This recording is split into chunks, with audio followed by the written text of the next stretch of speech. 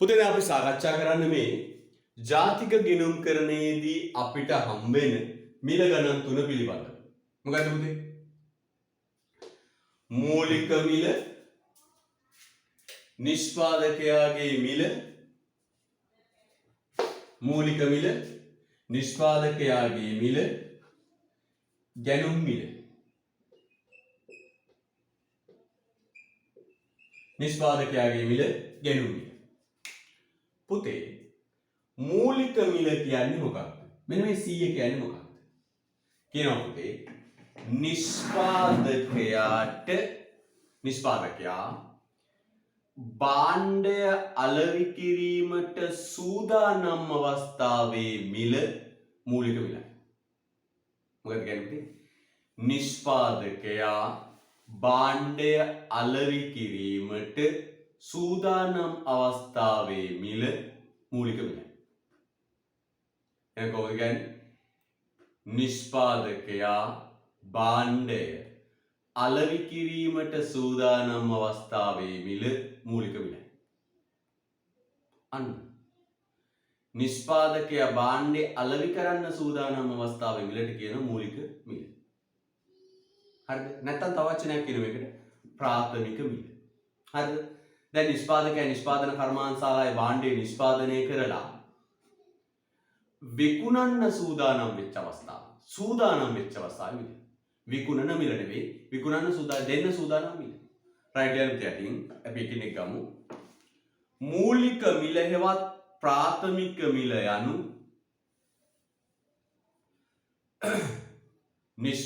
මූලික මිල හෙවත් ප්‍රාථමික මිල යනු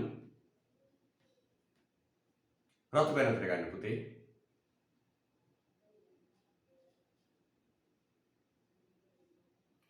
යන්න.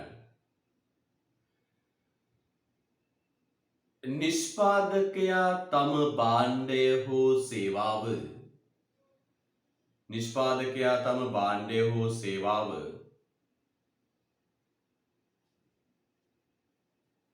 නිෂ්පාදකයා තම භාණ්ඩය හෝ සේවාව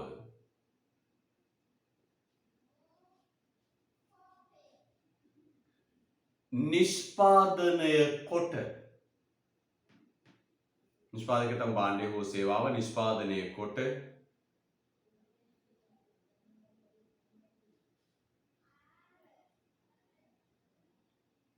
අලෙවි කිරීමට සූදානම් අවස්ථාවේ නිෂ්පාදනය කොට අලෙවි කිරීමට සූදානම් අවස්ථාවේ අලෙවි කිරීමට සූදානම් අවස්ථාවේ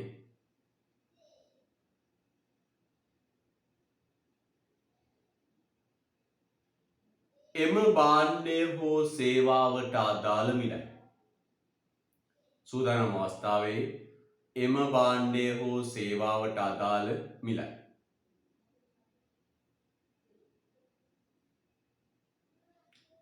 දාහත පිටුව මම ආයි කියනවා පුතේ මූලික මිල හෙවත් ප්‍රාථමික මිල යනු නිෂ්පාදකයා තම භාණ්ඩය හෝ සේවාව තම නිෂ්පාදනය හෝ සේවාව නිෂ්පාදනය කොට අලෙවි කිරීමට සූදානම් අවස්ථාවේදී එම භාණ්ඩය හෝ සේවාවට අදාළ මිලයි. අන්න කියනවා මූලික මිල හෙවත් ප්‍රාථමික මිල යනු නිෂ්පාදකයා තම භාණ්ඩය හෝ සේවාව නිෂ්පාදනය කොට අලෙවි කිරීමට සූදානම් අවස්ථාවේදී එම භාණ්ඩය හෝ සේවාවට අදාළ මිලයි. අලෙවි කරන්න සූදානම් අවස්ථාවේ මිල. පුතේ මෙන්න මෙහෙම කියනවා. පුතේ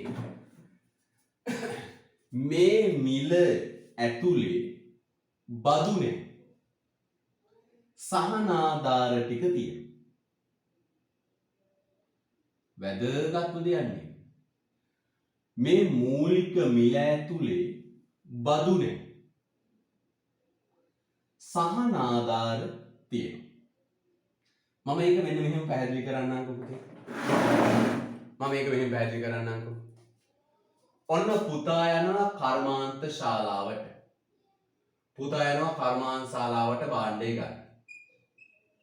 පුතා ගියා කර්මාන්තශාලාවට භාණ්ඩය ගන්න. පුතාට ගෙවන්න වෙන මිල කීයද? 105යි. පුතාට ගෙවන්න වෙන මිල රුපියල් 105යි. 105න් පුතේ හැබැයි 8ක් 105න් 8ක් ආණ්ඩුවට යනවා. 105න් 8ක් කොහාටද යන්නේ? ආණ්ඩුවට යනවා. මොන වශයෙන්ද? බදු වශයෙන්. 8ක් අඩු වෙනවා. එහෙනම් පාරිභෝගික ගෙවුව මිල කීයද? 105යි. පාරිභෝගික ගෙවුව මිල කීයද? 105යි. මෙන්න මේ මිල. හැබැයි 105න් පුතේ 8ක් ආණ්ඩුවට යනවා.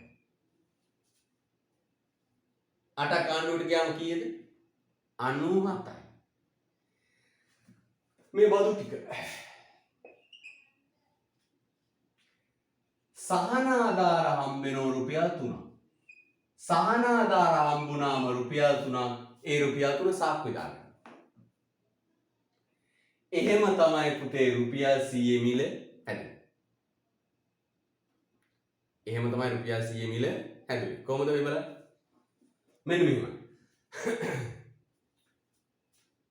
මෙන්න නිෂ්පාදකයා මිල මෙන්න මෙතන මිල කීයද? නිකන් මෙතන හිටමු. ඔන්න පුතා යනවා ෆැක්ටරි එකට. පුතා භාණ්ඩය ගන්න නිෂ්පාදන කර්මාන්තශාලාවට යනවා. භාණ්ඩය ගන්න නිෂ්පාදන කර්මාන්තශාලාවට යනවා. භාණ්ඩය ගන්න නිෂ්පාදන කර්මාන්තශාලාවට ගියාම ඔයාට ගෙවන්න වෙනවා කීයක්ද? 105. ඔයා ගෙවනවා කීයක්ද පුතේ? 105. රුපියල් 105ක් ගෙවනවා. හැබැයි 105න් 105ම නිෂ්පාදකයට හම්බෙන්නේ නැහැ. 105න් 8ක් ආණ්ඩුවට යනවා. 105න් 8ක් ආණ්ඩුවට යනවා. මොන විදියට? බදු විදියට. දැන් 8 ආණ්ඩුවට ගියාම රජයට ගියා. සහනාධාර රුපියල් 3ක් දෙනවා. ඒ සහනාධාරයේ රුපියල් 3 සාක්කුවේ දාගන්න. තේරුණාද? එහෙනම් මම කියනවා මෙන්න මේ මිල 100 ඇතුලේ බදු නැත සහනාධාර ඇත. බදු නැත සහනාධාර ඇත. බදු නැහැ බදු ටික ගෙවලා සහනාධාර හම්බෙච්ච ටික තියෙනවා. ඔන්න ඕක කියනවා පුතේ මෙන්න මේ. බලන්න.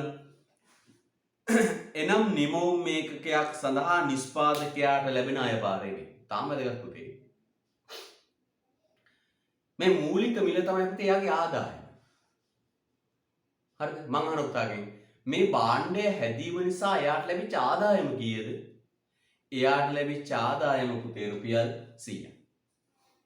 එයාට ලැබිච්ච ආදායම රුපියල් 100යි. අන්න කතාව. අන්න කතාව. එහෙනම් කියනවා පුතේ බලන්න හොඳට. නිෂ්පාදකයාට ලැබිච්ච ආදායම රුපියල් 100යි. නිෂ්පාදකයාට ලැබිච්ච ආදායම රුපියල් 100යි. එහෙනම් කියනවා පුතේ බලන්න. මූලික මිල බලන්න උතර එමගින් නිමවුම් ඒකකයක් සඳහා නිෂ්පාදකයාට ලැබෙන අයභාරය දැක්වේ. අන්න එක භාණ්ඩයක් හැදුවම නිෂ්පාදකයාට ලැබෙන ආදායම තමයි පුතේ එකෙන් පෙන්නන්නේ. ආදායම තමයි එකෙන් පෙන්නන්නේ. යා. භාණ්ඩයක් මත පනවනු ලබන නිෂ්පාදකයා විසින් ගෙවිය යුතු බදු මූලික මිලට ඇතුළත් නොවන අතර නිෂ්පාදකයාට ලබා දෙන සහනාධාර ඇතුළත් කෙරේ. දැන් තේරුණාද පුතේ? ඔන්න පුතා ෆැක්ට් මම ආයි කියනවා. පුතා ගියා මේ ෆැක්ටරි එකට නිෂ්පාදන කර්මාන්තශාලාවට ගියා. පුතාට ගෙවන්න වෙන මිල කීයද? 105ක් දුන්නා. 105න් 8ක් ආණ්ඩුවට ගෙවුවා. බදු ටික ගෙවුවා. සහනාධාර දීපු ටික සාක්කුවේ දාගත්තා.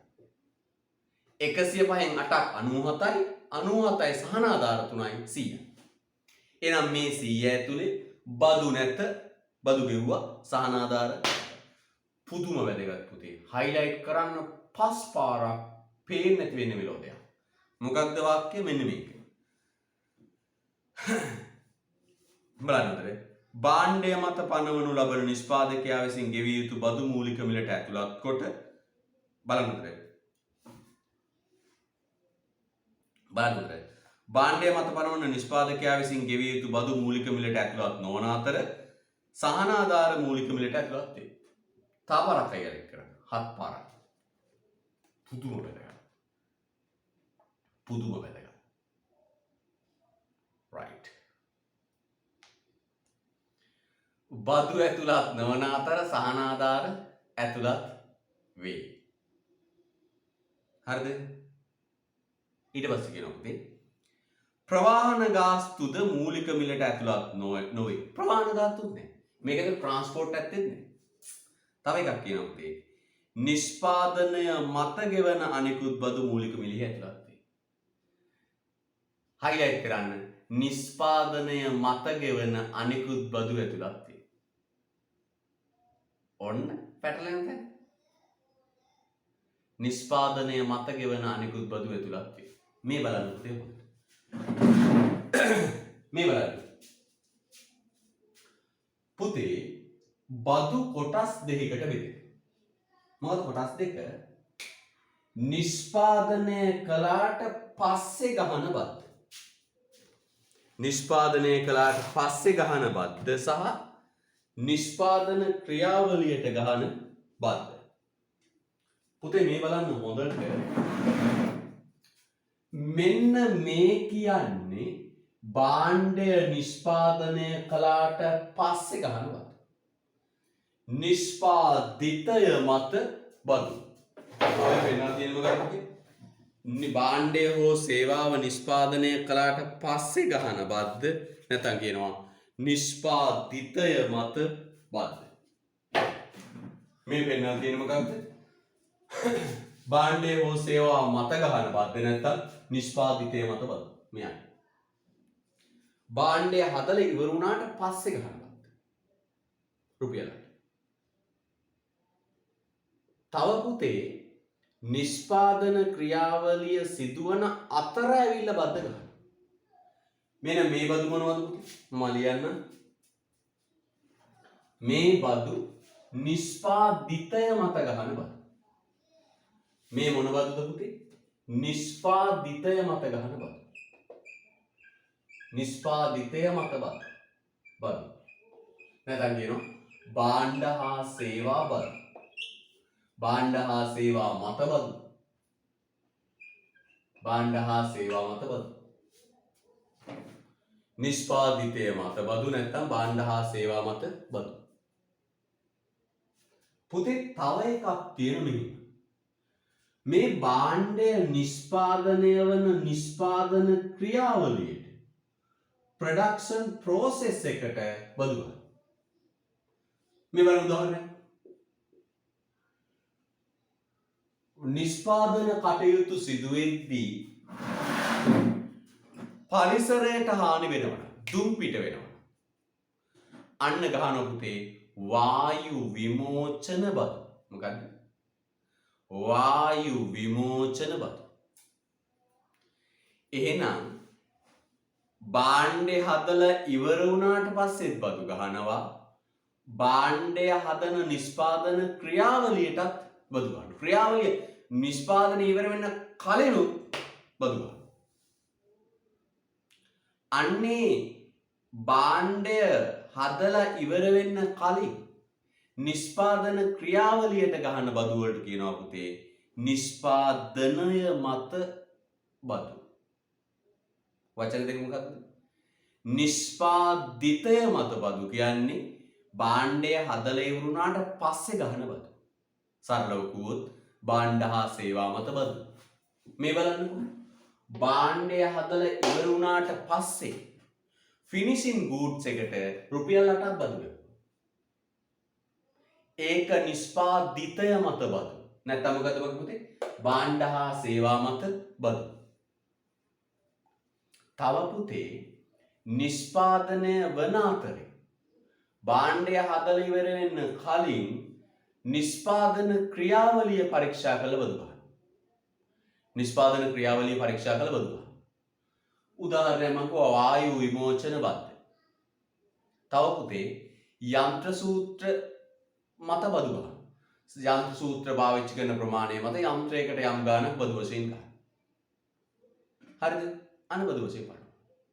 අන්න ඒවට කියනවා පුතේ නමක් නිෂ්පාදනය මත අනෙකුත් බදු. නිෂ්පාදනය මත අනෙකුත් බදු. ඒ නිෂ්පාදනය මත අනෙකුත් බදු පුතේ කෙලින්ම නිෂ්පාදකයා මූලික මිලට පිරිවැයට එකතු කරනවා. හිතන්න මෙහෙම භාණ්ඩේ හද ඉන්නකොට ඇවිල්ලා ගැහුවා වායු විමෝචන බද්දා. දුම් පිට වෙන බද්දක් ගැහුවා. ටගා නිෂ්පාදකයා ඒ බද්ද තමන්ගේ වියදමක්සේ සලකලා භාණ්ඩේ මිලට එකතු කරනවා. බද්ද ගෙවනවා භාණ්ඩේ මිලට එකතු කරනවා. තව බලපත්‍රයක් නියම කරනවා. බද්දක් වගේම තව බලපත්‍ර ගාස්තුව ගෙවනවා. අන්න බලපත්‍ර ගාස්තුවට යන වියදම භාණ්ඩේ මිලට එකතු කරනවා.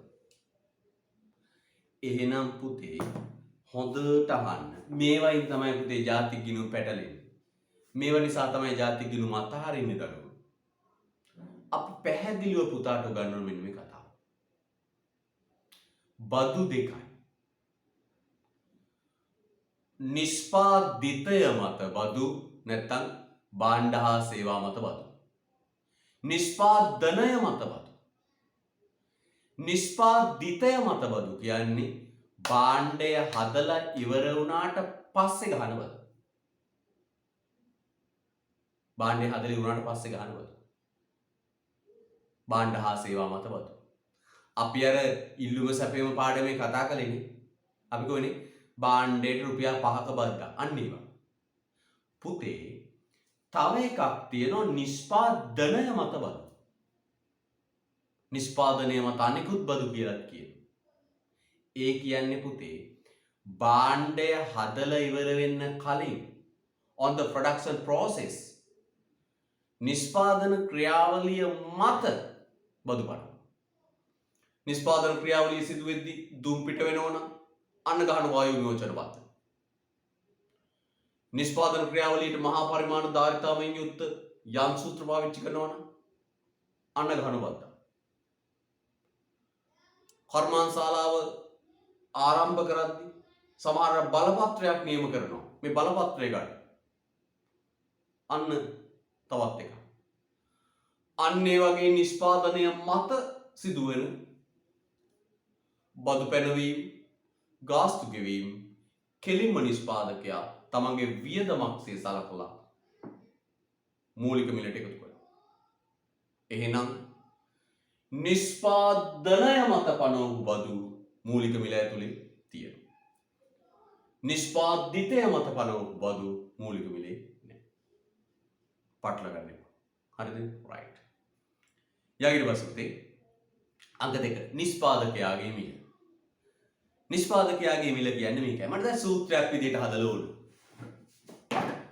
නිෂ්පාදකයාගේ මිල මට සූත්‍රයක් විදිහට ඕන. මට සූත්‍රයක් හදලා ඕන පුතා. නිෂ්පාදකයාගේ මිල. මට කියන්නකෝ නිෂ්පාදකයාගේ මිල. නිෂ්පාදකයාගේ මිල සමානයි මම ගන්නවා මූලික මිල. මට කියන්නකෝ ඊටු ටික. මෙතන ඉඳන් මෙතනට එන හැටි කියාද? දැන් අපේ පොඩි එකාට ගෙනත් දෙනු මොන්ඩිසෝරි පස්තපත්ත. මොන්ඩිසෝරි පත්තර ගෙනත් දෙනු. මිනිහ දෙක වසරේ ඉන්නේ. අපි ගෙනත් දෙනු මිනිහට මොන්ඩිසෝරි පස්තපත්ත. ඒ වගේ තියෙන මොකක්ද?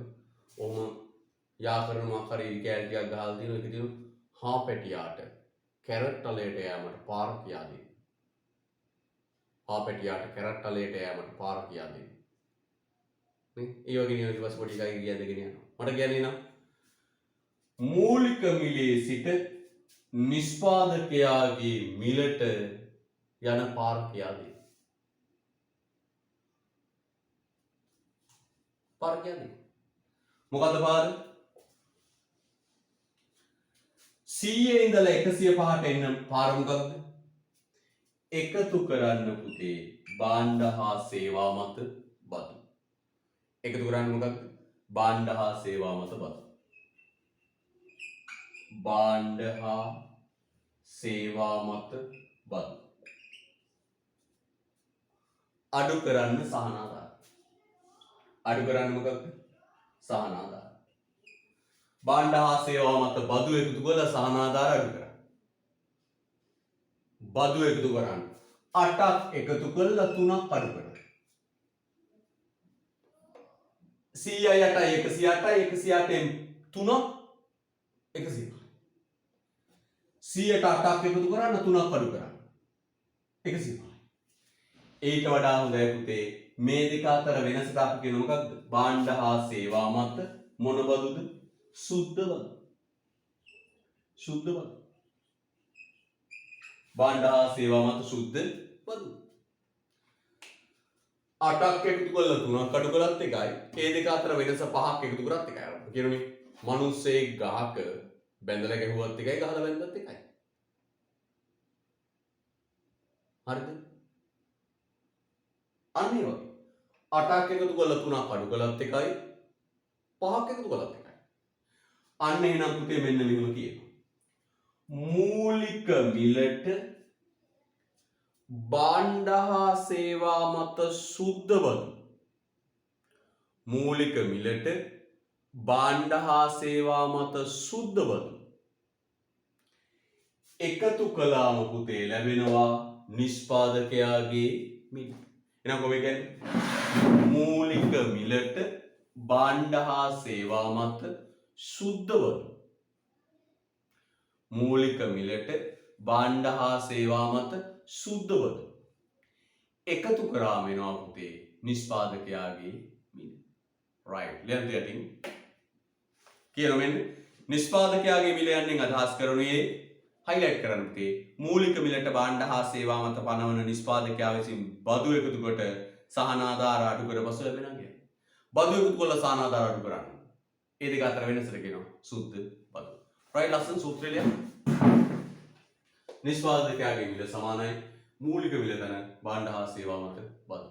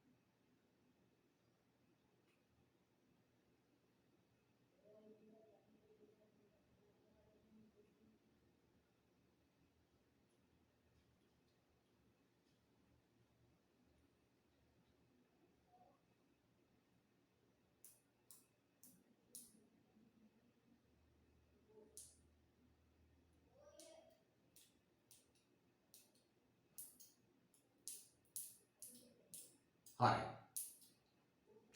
එහෙනම් නිර්වචනය වෙන්නේ සූත්‍රයේ අර්ථයමයි. මොකක්ද? මූලික මිලට භාණ්ඩ හා සේවා මත බදු එකතු කළා.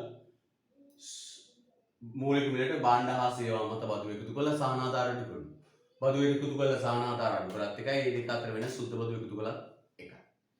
හරි. අපි යන් ඊළඟ. මොකද ඊළඟ කියන්නේ බලන්න.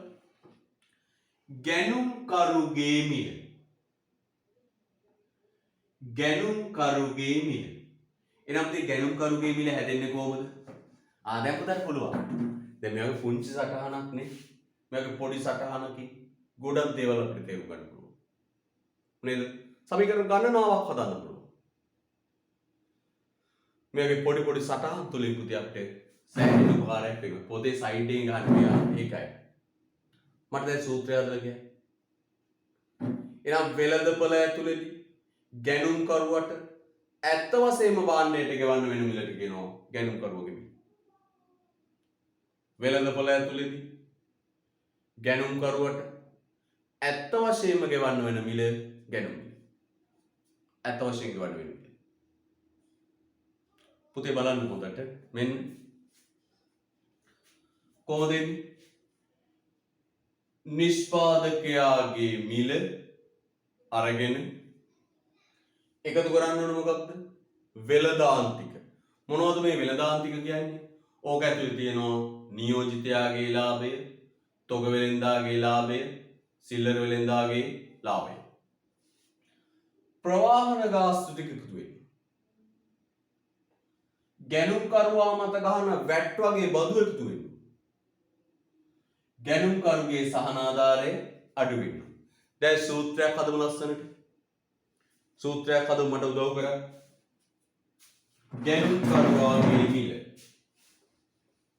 මට සූත්‍රයක් හදන්න උදව් කරන්න මට සූත්‍රයක් හදන්න උදව් කරන්න ගැනුම්කරුවාගේ මිල ගැනුම්කරුවාගේ මිල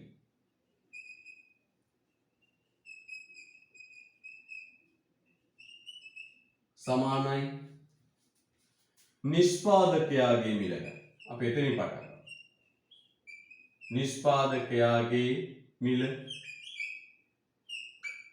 එකතු කරන්න වෙළඳ ආන්තික එකතු කරන්න ප්‍රවාහන පිළිවෙල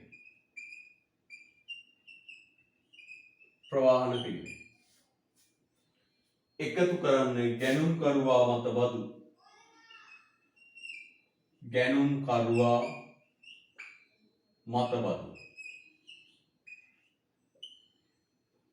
අඩු කරන්න ගැනුම්කරුගේ සහනාධාරය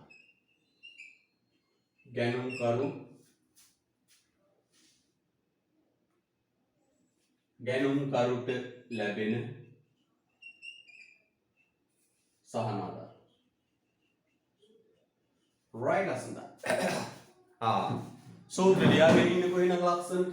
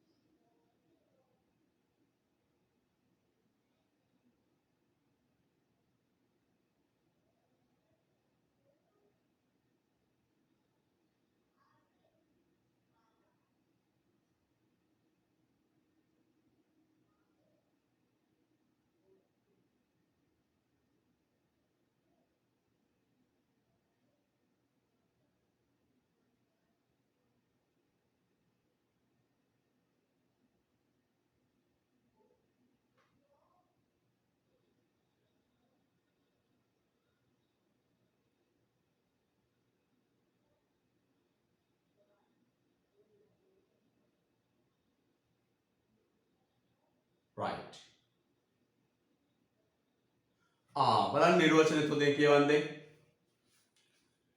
ගැනුම්කරුවන්ගේ මිල යන්නෙන් අදහස් කරනුයේ ගැනුම්කරුවන් විසින් භාණ්ඩ ඒකකයක් සඳහා ගෙවන මිලදී highlight කරන්න තියෙනවා ගැනුම්කරුවන්ගේ මිල යන්නෙන් අදහස් වන්නේ ගැනුම්කරුවන් භාණ්ඩ ඒකකයක් සඳහා ගෙවන මිල වේ පුතා මේ රූප සටහන් ස්ක්‍රීන්ෂොට් එකක් ගහගන්න නේද ස්ක්‍රීන්ෂොට් එකක් ගහලා තියාගන්න ඒක පුරුදු වෙන්න ඔයගේ සටහන් වල ස්ක්‍රීන්ෂොට් එකක් ගහලා තියාගන්න පස්සේ බලන්න පුළුවන් නේද රයිට් මේ පහසුකම් ඔබේ ජංග බුදුරවතනේ තියෙනවා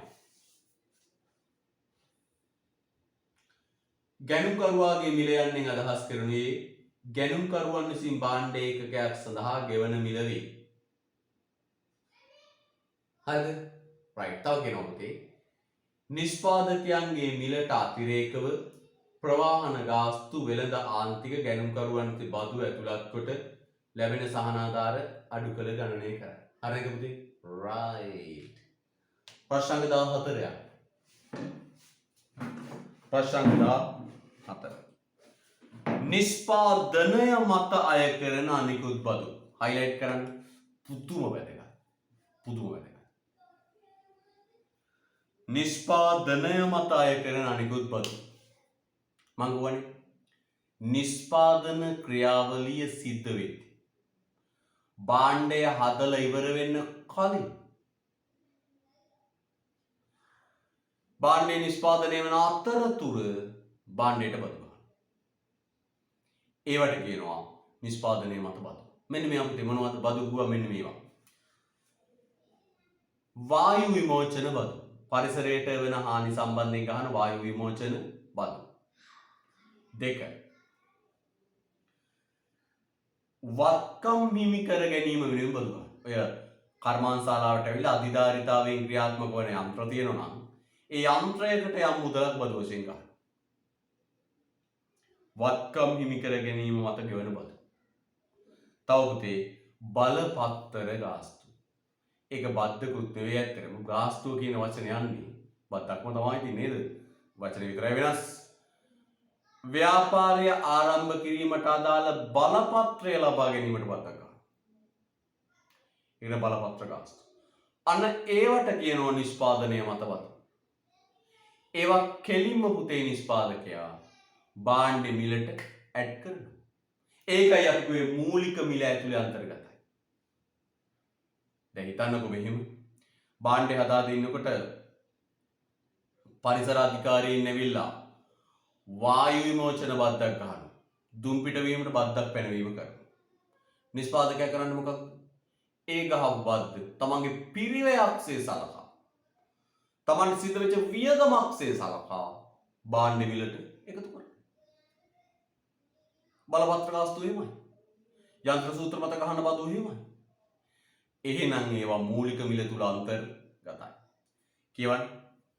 රටක නිෂ්පාදන ක්‍රියාවලියේදී රජය නිෂ්පාදකයාට පහසුකම් සැපයීමෙන් නිෂ්පාදන ක්‍රියාවලිය තුල ප්‍රාථමික යෙදවීමක් ලෙස ක්‍රියා කරයි.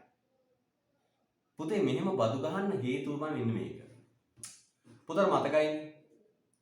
ව්‍යාපාර අධ්‍යයනය කර දරුවන්ට මතකයි පුතා ඉගෙන ගත්ත පාඩමක්. මොකද්ද පාඩම? රජය හා ව්‍යාපාර අතර සම්බන්ධතා. මම හිතේ 3 වෙනි කොටස. මගේ මතකයේ නිවැරදිද 3 වෙනි එකේ. ව්‍යාපාර අධ්‍යයනයේ 3 වෙනි එකේ කියනවා රජය හා ව්‍යාපාර ආයතන අතර සම්බන්ධතා. ඒකෙදි කියනවා පුතේ රජය විවිධ ආකාරයන්ගෙන් ව්‍යාපාර වලට මැදිහත් වෙනවා. සැපයුම්කරුවෙකු ලෙස, නීති සම්පාදකයෙකු ලෙස, ගැනුම්කරුවෙකු ලෙස, පහසුකම් සපයන්නෙකු ලෙස ආදී වශයෙන් මැදිහත් වෙනවා. එතකොට මේ නිෂ්පාදන කර්මාන්ත ශාලාව තුළ පාවිච්චි වෙන ඇතැම් යෙදව් ඇතැම් දේවල් හදලා දුන්නේ රජය. මේ කර්මාන්ත ශාලාව තුළ පාවිච්චි වෙන ඇතැම් යෙදව් විශේෂයෙන්ම යටිතල පහසුකම් හදලා දුන්නේ රජය. විදුලි බල පද්ධතිය වෙන්න පුළුවන්, මහා මාර්ග පද්ධතිය වෙන්න පුළුවන්, දුරකථන සංනිවේදන පද්ධතිය වෙන්න පුළුවන්. මේ යටිතල පහසුකම් ටික හදලා දෙන රජය. එනම් ප්‍රොඩක්ෂන් ප්‍රොසෙස් එක තියෙන පාවිච්චි වෙන සමහර දේවල් හදලා දුන්නේ පුතේ රජය. අන්න ඒවාට කරන අය කිරීමක් විදියට අන්න ඒවා වෙනුවෙන් කරන ගෙවීමක් විදියට සලකලා නිෂ්පාදනය මත බදු ගන්නවා. ඒක කියන්නේ හොඳට කියවන්න. මුලින් ඉඳලා කියමු. රටක නිෂ්පාදන ක්‍රියාවලියේදී රජය නිෂ්පාදකයාට පහසුකම් සැපයීමෙන් නිෂ්පාදන ක්‍රියාවලිය තුළ ප්‍රාථමික යෙදවීමක් ලෙස කටයුතු කරයි. නීතිය සාමය සුරකීම, නීති රීති සම්පාදනය පරිපාලනය කිරීම, බලපත්‍ර නිකුත් කිරීම, යටිතල පහසුකම් සැපයීම වැනි පහසුකම් විශාල ප්‍රමාණයක් රජය විසින් සපයනු ලැබේ.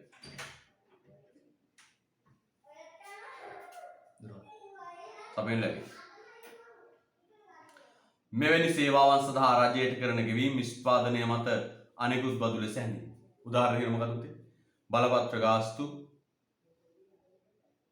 බලපත්‍ර ගාස්තු, වත්කම් හිමි කර ගැනීම මත ගෙවන බදු. හරිද? right. දැන් පුතේ ඊළඟට මූලික මිල ගණන් අනුව ගණනය කරන මුළු නිෂ්පාදක වටිනාකම ගැනීමේදී නිෂ්පාදනය මත අනිකුත් බදු රජය වෙනින් ගණනය කළ ආදායම ලෙස සලකයි. right.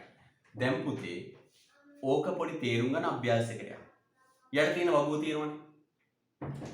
ඇතුළත් වේ නම් හරි ලකුණක් නැත්නම් වැරදි ලකුණක්. පුරවනවා. ඇතුළත් වේ නම් හරි ලකුණක් නැත්නම් වැරදි ලකුණක්. පුරවන්න. වගුව පුරවන්න.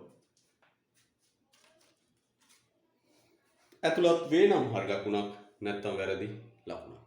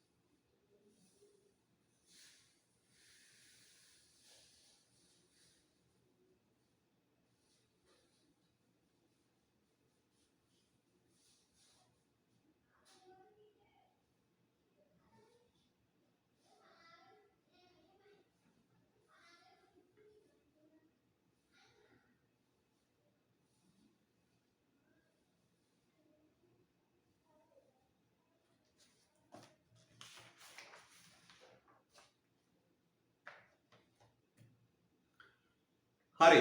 ඒක ඉවර නම් පුතේ 20 වෙනි පිටුවේ උඩ තියෙන වගුව බලන්න. ඒක ඉවර දරුවෝ 20 වෙනි පිටුවේ උඩ තියෙන වගුව බලන්න. බලලා අඳුර ගන්න සංයුතිය.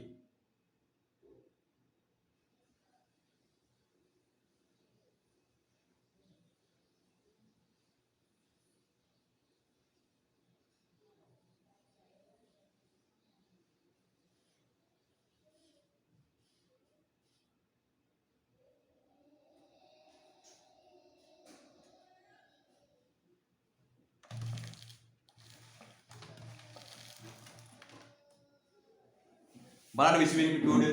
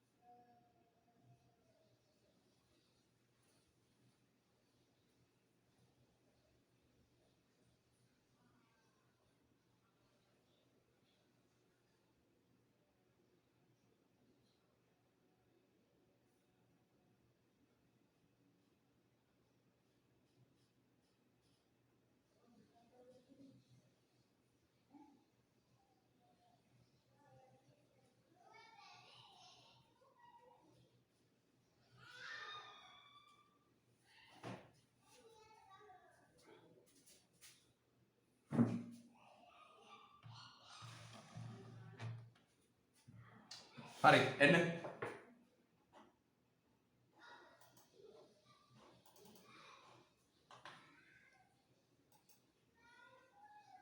සාකච්ඡා කරමු.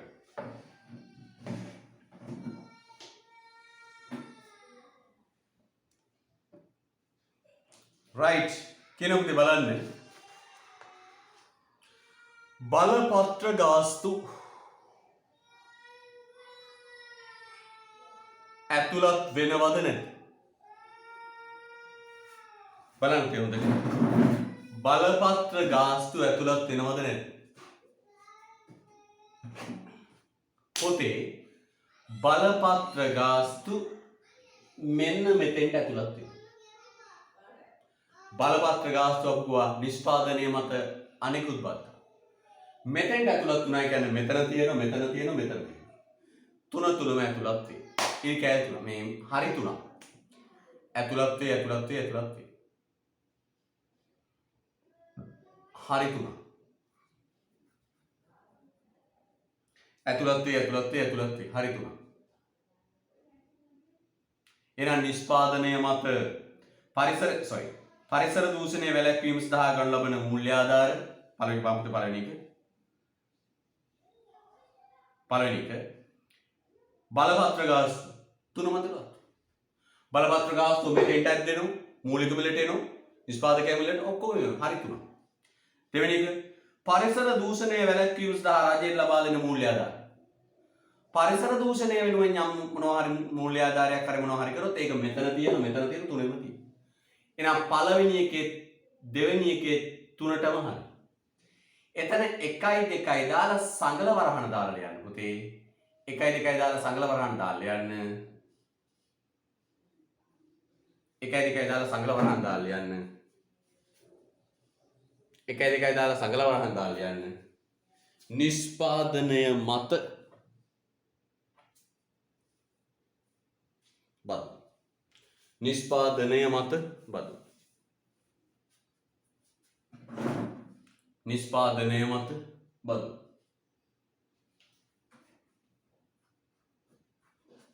ඊළඟට නිෂ්පාදිතය මත අය කරන බදු. පැහැදිලිවම නිෂ්පාදිතය මත අය කරන බදු මූලික මිල ඇතුලේ නැත. මූලික මිල ළඟ කතරයක්. මූලික මිල ළඟ කතරයක්. නිෂ්පාදකයාගේ මිල තුල ඇත. මෙතෙක් තියෙනවා. හරියට. ගැලුම්කරුවගේ මිලේ තියෙනවා. හරියට. මූලික මිල ළඟ මූලික මිලේ නැහැ. හරි වැරද්දක්.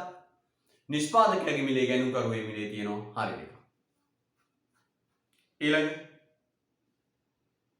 නිෂ්පාදිතය මත ලබා දුන් සහනාධාර. අන්න පුතේ. බදු අඩු කරනවා සහනාධාර මෙතෙට එනවා. සහනාධාර තියෙනවා. ලියන්නේ තුනටම හරි. නිෂ්පාදිතය මත සහනාධාර තුනටම හරි. අපි බදු ඇතුළත් නොවන අතර සහනාධාර ඇතුළත් වේ. ආයි බලන්න පස් පාරක් හයිලයිට් කරපු වාක්‍යයක් ඇති. බදු ඇතුළත් නොවන අතර සහනාධාර ඇතුළත් වේ. ප්‍රවාහන ගාස්තු. මට කියන්න ප්‍රවාහන ගාස්තු ගැන. ප්‍රවාහන ගාස්තු. මූලික මිලේ නැත. නිෂ්පාදකයාගේ මිලේ නැත. ගැනුම්කරුවගේ මිලේ ඇත. මූලික මිල කතිරයක්. නිෂ්පාදකයාගේ මිල කතිරයක්. ගැනුම්කරුවාගේ මිල ඇත. හරි. ගැනුම්කරුවාගේ මිල හරි.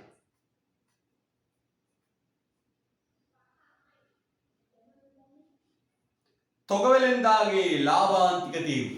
මෙන්න මෙතන තියෙන්නේ කොතනද මෙතන? බලන්න මෙතන එනම් උදේ දාන්න. ගැනුම් මූලික මිලේ නැත. නිෂ්පාදකයාගේ මිලේ නැත. ගැනුම්කරුවගේ මිලේ ඇත.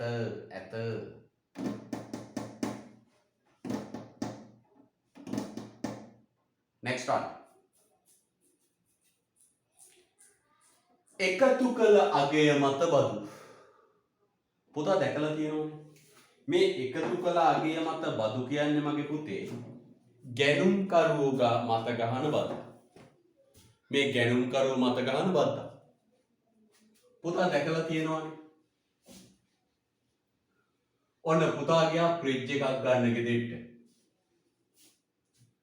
මේ දවස්වල හරි රස්නේ ෆ්‍රිජ් එකක් ගන්න ගියා ගෙදෙට්ට. මෙන්න ෆ්‍රිජ් එකේ ගහලා තියෙන හැටි. මිල 25000. plus VAT. I mean plus VAT. මොකද වෙන්නේ? බාණ්ඩ ගන්න ගියාම VAT එක ගෙවන්න ඕන කියන්නේ 5000. මේව දැකලා තියෙනව නේද? මේවට කියන ගැනුම්කරුවට ගහන බදු. මෙන්න මෙතන පුතේ VAT එක තියෙනවා. පුතාගේ දාපු සටහනේ VAT කියලා ලියන්නකෝ අදාළ තැන. ඔතන VAT එක තියෙනවා.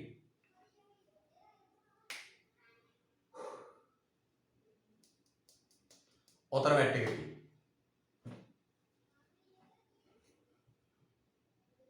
එන මොකද්ද කියන්නේ? මූලික මිල ඇතුලේ නැත. නිෂ්පාදකයාගේ මිල ඇතුලේ නැත. ගැනුම්කරුවාගේ මිල ඇතුලේ ඇත. වැරදි දෙකයි හරියයි. වැරදි දෙකයි හරියයි. හරිද? right. අපි යන්නේ ළඟ.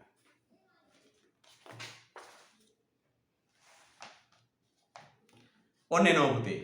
වෙළඳ මිලට දලදේශීය නිෂ්පාදිතය හා වෙළඳ මිලට දල ජාතික ආදායම අතර වෙනස දක්වන්න. මොන අලුත් කොටසක්? දලදේශීය නිෂ්පාදිතය හා දල ජාතික ආදායම අතර වෙනස දක්වන්න. මෙන්න මේකයි පුතේ කතාව. දලදේශීය නිෂ්පාදිතයයි දල ජාතික ආදායම අතර වෙනස.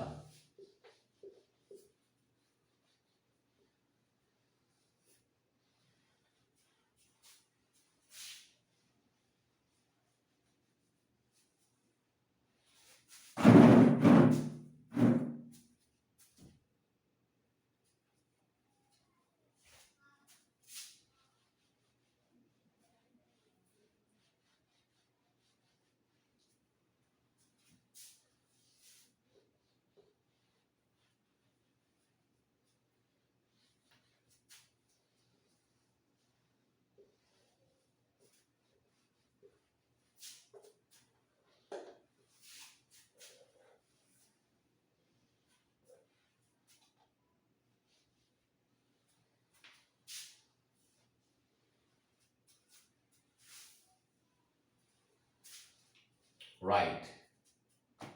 මෙන්න මම අහන පුතාගේ දල දේශීය නිෂ්පාදනය කියන්නේ මොකක්ද? දල දේශීය නිෂ්පාදනය.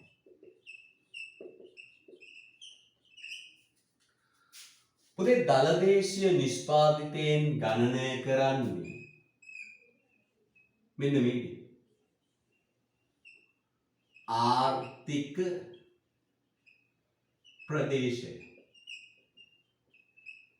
ආර්ථික ප්‍රදේශය තුල බිහි වූ නිෂ්පාදන. දලදේශීය නිෂ්පාදනයෙන් බලන්න මොකද්ද පුතේ? ආර්ථික ප්‍රදේශය තුල බිහි වූ නිෂ්පාදන. ආර්ථික ප්‍රදේශය තුල බිහි වූ නිෂ්පාදන. එහෙනම් දලදේශීය නිෂ්පාදනයෙන් බලන්න මොකද්ද පුතේ? ආර්ථික ප්‍රදේශය තුල බිහි වූ නිෂ්පාදන.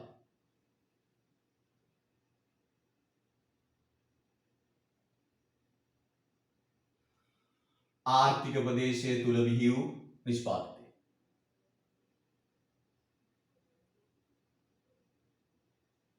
ආර්ථික දලදේශීය මෙන්න ආර්ථික නම් දලදේශීය නිෂ්පාදනයෙන් ගන්න මොකද්ද පුතේ? ආර්ථික ප්‍රදේශය තුල බිහි වෙච්ච නිෂ්පාදනය. එතන බලන්නේ සාධක කාගේද කියලා බලන්නේ. අපේ මිනිස්සුන්ගේ සාධකද විදේශිකයන්ගේ සාධකද ඒව බලන්නේ. ආර්ථික ප්‍රදේශය දන්නෝනේ. මම පුතාට පාඩම් පටන් ගත්තම කිව්වා නේද? ආර්ථික ප්‍රදේශයට අයිති වන දේවල් මතකයිනේ. රයිට්. දැන් ආර්ථික ප්‍රදේශය තුල බිහි වෙච්ච නිෂ්පාදනයේ වටිනාකම ගත්තොත් අන්න ඒකට කියනවා පුතේ නම දලදේශීය නිෂ්පාදනය. දලදේශීය නිෂ්පාදනයේදී බලන්නේ මොකක්ද? ආර්ථික ප්‍රදේශය තුලද නැද්ද කියන එක. ආර්ථික ප්‍රදේශය තුලද නැද්ද? එහෙනම් දලදේශීය නිෂ්පාදනයේ ඉලක්ක වෙන්නේ කාලච්ඡේදයක් ඇතුලේ ආර්ථික ප්‍රදේශය තුල බිහි වෙච්ච නිෂ්පාදනය. කාලච්ඡේදයක් ඇතුලේ ආර්ථික ප්‍රදේශයෙන් බිහි වෙච්ච නිෂ්පාදනය. ඊට පස්සේ දල ජාතික ආදායම කියන්නේ මොකක්ද? දල ජාතික ආදායමෙන් එන්නේ පුතේ මෙන්න මේ රටේ ලාංකිකයන් සතු සාධක. ලාංකිකයන් සතු සාධක වලින් බිහි වූ ආදායම. බිහි වූ ආදායම නැත්නම් ගැඹුරු නිෂ්පාදනය. ඔන්න ඔය දෙක මනවින් ඔබ ඉගෙන ගන්න ඕන. මොකක්ද? දලදේශීය නිෂ්පාදිතයෙන් පෙන්වන්නේ ලාංකිකයෝ. දලදේශීය නිෂ්පාදිතයෙන් පෙන්වන්නේ ආර්ථික ප්‍රදේශය තුල බිහි වෙච්ච නිෂ්පාදනය. එහෙනම් දලදේශීය නිෂ්පාදිතයෙන් පෙන්වන්නේ මොකක්ද? ආර්ථික ප්‍රදේශය තුල බිහි වෙච්ච නිෂ්පාදනය. දල ජාතික ආදායමෙන් පෙන්වන්නේ අපේ රටේ මිනිස්සු සතු සාධක වලින් කොච්චර හැදුවද?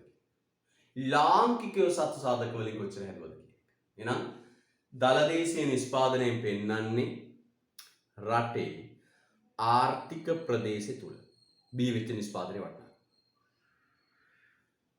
ජාතික ආදායමෙන් පෙන්වන්නේ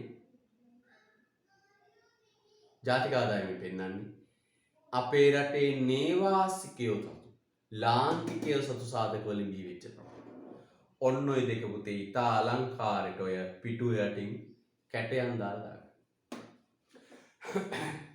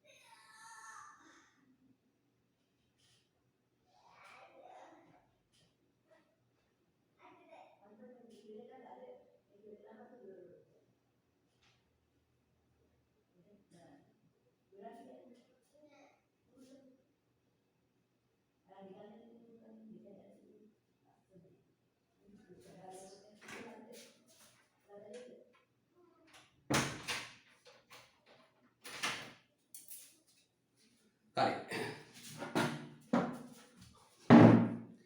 දේශීය නිෂ්පාදනය බලන්න දේශ සීමාව තුළ ටික එකතු කරනවා. ජාතික නිෂ්පාදනය කරන්නේ ලාංකික සාධක ටික එකතු කරනවා. රයිට් අප් කොට බලමු පුතේ එන්න.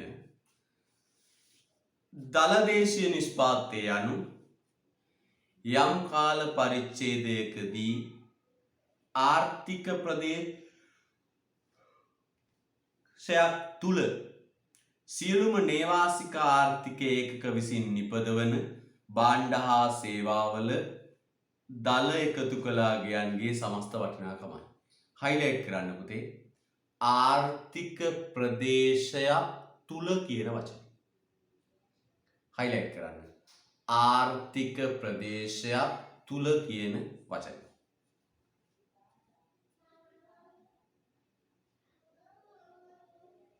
ආර්ථික ප්‍රදේශයක් තුල කියන වචනේ.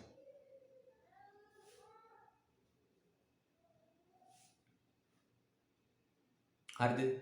right ඊළඟ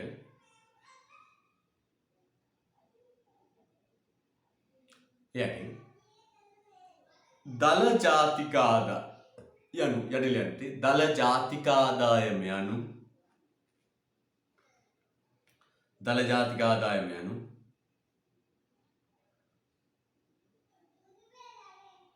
දල ජාතික ආදායම යනු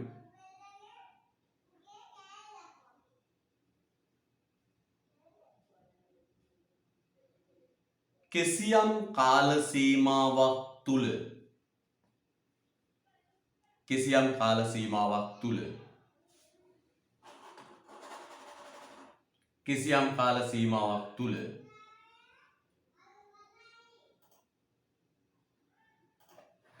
කිසියම් කාල සීමාවක් තුල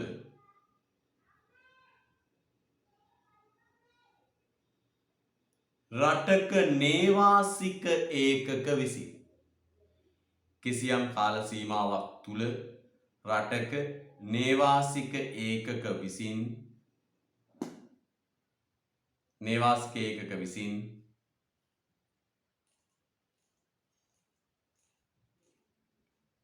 කිසියම් කාල සීමාවක් තුල රටක නේවාසික ඒකක විසින්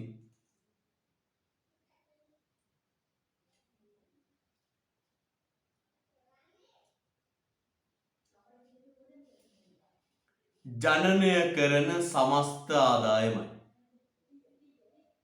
නේවාසික ඒකක විසින් ජනනය කරන සමස්ත ආදායමයි. Please highlight නේවාසික වචනය. නේවාසිකය. නේවාසික ඒකක විසින්. අය කියන්න දල ජාතික ආදායම යනු කිසියම් කාල සීමාවක් තුල රටක නේවාසික ඒකක විසින් ජනනය කරන ලද සමස්ත ආදායමයි. කියන ප්‍රතිවරයට පස්සේ දලදේශීය නිෂ්පාදිතය ගණනය කිරීමේදී නිෂ්පාදිතය ආදායම ජනනය වූයේ ආර්ථික ප්‍රදේශයක්ද යන්න අවධානය යොමු කරන අතර ජාතික අනිවාර්ය බලන්න. දලදේශීය නිෂ්පාදනය ගණනය කරද්දී බලන්න පුතේ ඒක ලැබුණේ කොහෙන්ද කියලා. නිෂ්පාදනය වුණේ දේශ සීමාව ඇතුළේද නැද්ද කියලා. ආර්ථික ප්‍රදේශය ඇතුළේද නැද්ද කියලා. ජාතික ආදායමේදී බලන්නේ ලාංකිකයෙක්ද නැද්ද කියන එක. පුතේ අපි දැන් සූත්‍ර වලට යනවා. දල ජාතික ආදායම බලන්නේ කොහොමද? මෙන්න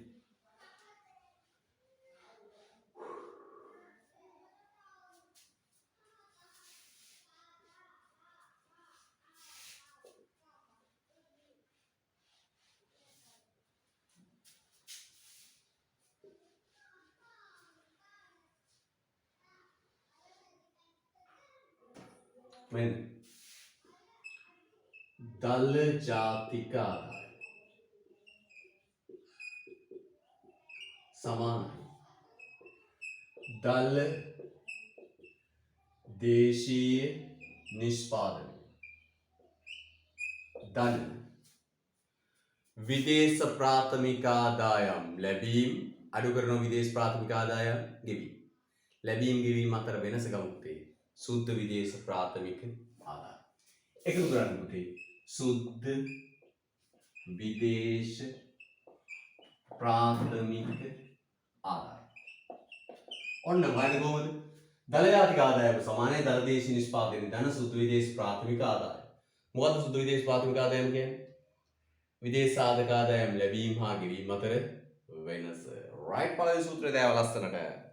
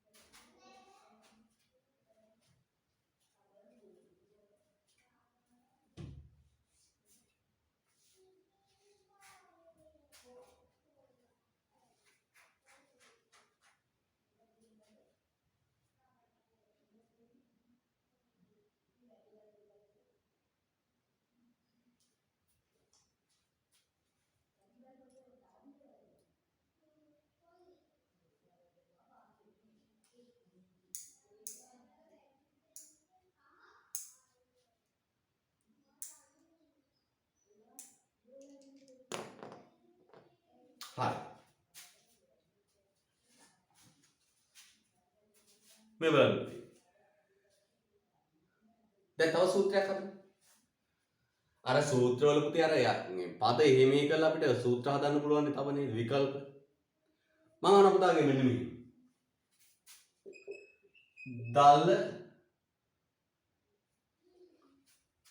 දල ජාතික ආදායම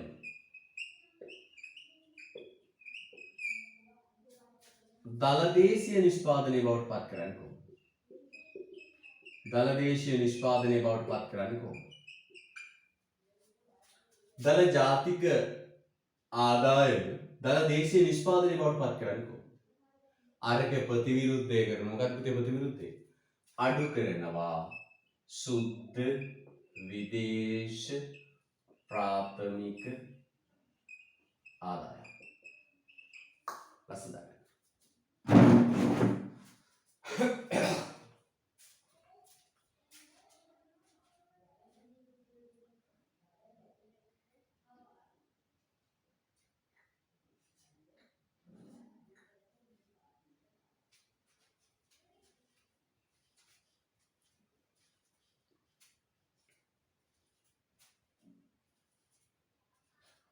හරි.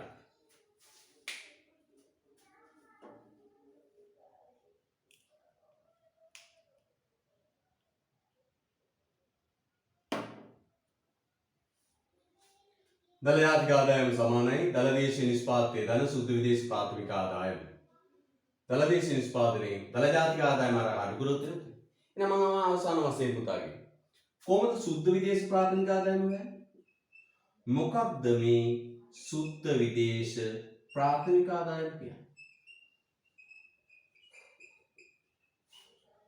සුද්ධ විදේශ ප්‍රාථමික ආදායම කියන්නේ පුතේ විදේශ ප්‍රාථමික ආදායම් ලැබීම් හා ගෙවීම් අතර වෙනස. මෙන්න මම ගන්න මොකක්ද? දල ජාතික ආදායම අඩු කළොත් දල දේශීය නිෂ්පාදනය. අඩු කළොත් දල දේශීය නිෂ්පාදනය එන්නේ මොකද? සුද්ධ විදේශ ප්‍රාථමික ආදායම. ඔය දෙක අතර වෙනස සුද්ධ විදේශ ප්‍රාථමික ආදායම. එහෙනම් මට කියන්න පුතේ මේ දෙක අතර වෙනස මොකක්ද? දල දේශීය නිෂ්පාදනයේ දල ජාතික ආදායම සුද්ධ විදේශ ප්‍රාථමික ආදායම.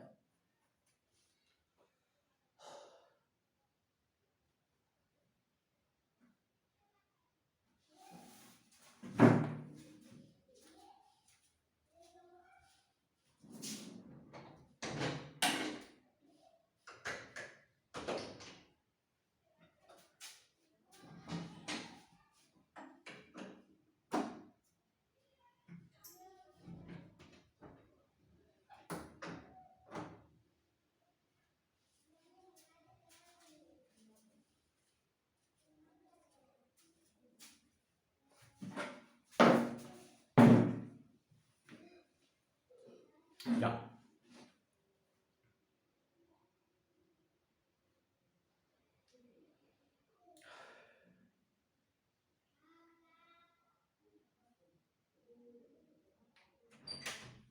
හරි. ඇයි?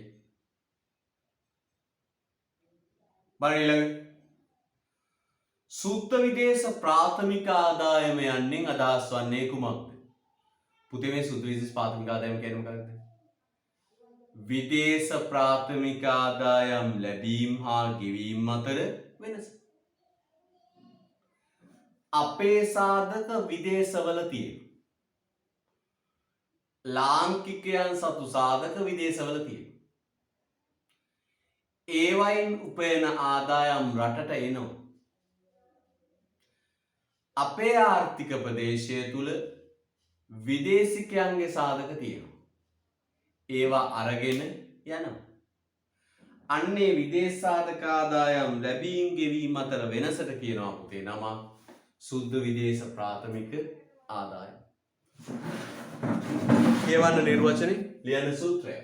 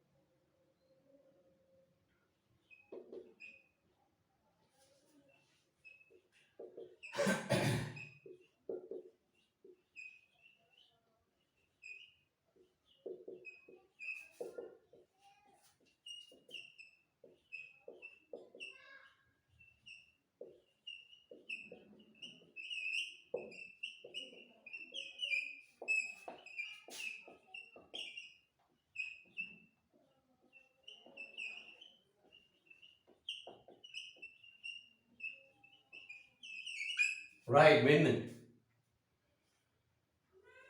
විදේශ රටවල තියෙන අපේ රටට අයිති සාධක වලින් ලැබෙන ආදායම් එකතු කරනවා. අපේ රට ඇතුලේ තියෙන විදේශිකයන්ගේ සාධක වලට අදාළ ඒවා ගෙවන. ලැබීම් ගෙවීම් අතර වෙනස තමයි පුතේ සුදු විදේශ ප්‍රාථමික ආදායම කියලා කියන්නේ. right.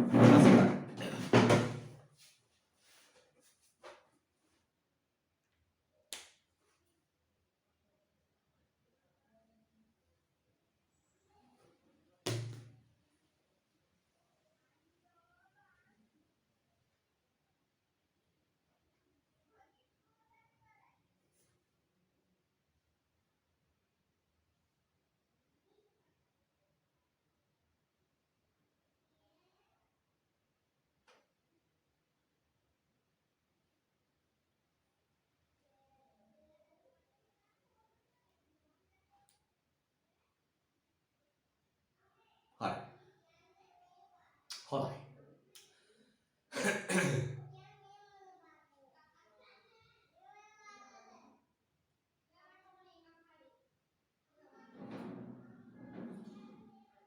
හොඳයි. යමු ඊට පස්සේ. ඔන්න එනවා මහ බැංකු වාර්තාවේ වගුවකට. මහ බැංකු වාර්තාවේ වගුවකට. දැන් මම මුල් කාලේ පන්ති ගන්න කාලේ පුතේ මහ බැංකු වාර්තාව දෙකක් විතර අරගෙන ගිහිල්ලා ඔය ළමයින්ගේ අතින් අත මාරු කර දුන්නේ. ඒ කාලේ ඉතින් මුද්‍රණ කලාවල පොඩි තිබුණේ නැහැ. මහ බැංකු වාර්තාව අතර දීලා කරේ. පොන්චි අපුරෙන් තියෙන මට නම් පේන්නෙත් නැහැ. පොතට නම් පේන්නේ නැති නේද? මට අවුරුදු 45ක්. අවුරුදු 45ක් මට මෙයා පේන්නේ නැහැ. පේන හැටියට කියවන්නම්. right. මෙන්න. highlight කරන්න. මෙන්න පුතේ හැදෙන හැටි. මං කියන්නේ කොහොමද හැදෙන්නේ? කුෂිකාර්මික සේවා කියන කටයුතු වල එකතු. පුතාගේ දිගටම කුෂිකර්මාන්තයේ තීරුව highlight කරන්න.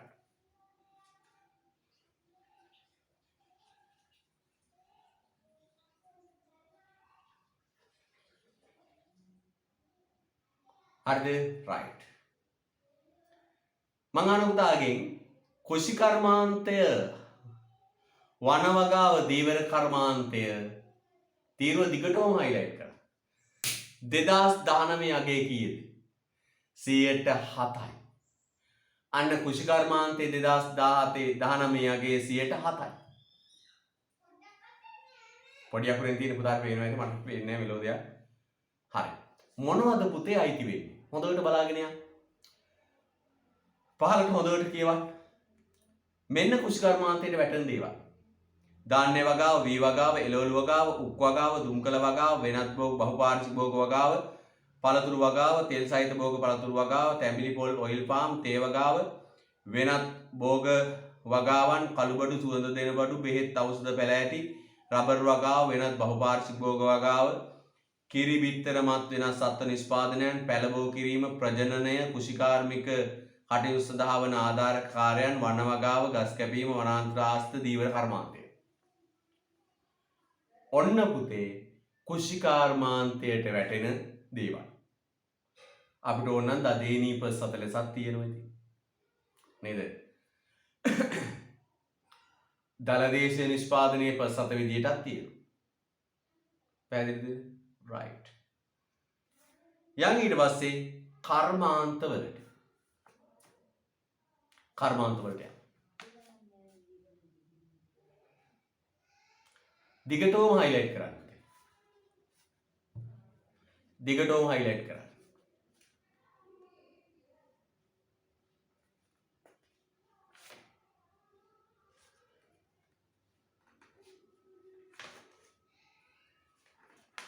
දිගටම highlight කරන්න.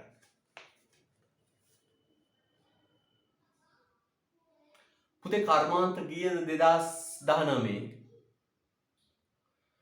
කර්මාන්ත කීයද 2019? 26.4යි. 26.4යි. කර්මාන්ත කීයද? 26.4යි. කර්මාන්ත කීයද? 26.4යි.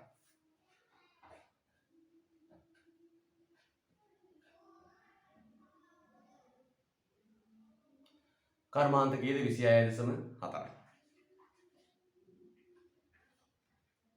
මොනවද වැටෙන්නේ? පතල් හා කැපුම් කර්මාන්තය, නිෂ්පාදන කර්මාන්ත, විදුලි ගෑස් වායු සමීකරණ, ජලය පිරිසිදු කිරීම, මල පවාහන ඉදිකිරීම කර්මාන්තය. ඊට පස්සේ පුතේ සේවා. දිගටම සේවා highlight කරන්න. දිගටම සේවා highlight කරන්න.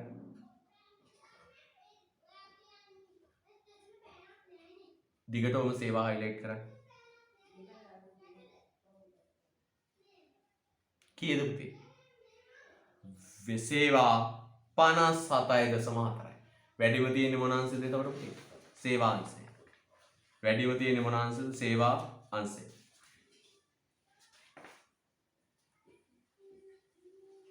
වැඩිම තියෙන්නේ සේවා අංශය.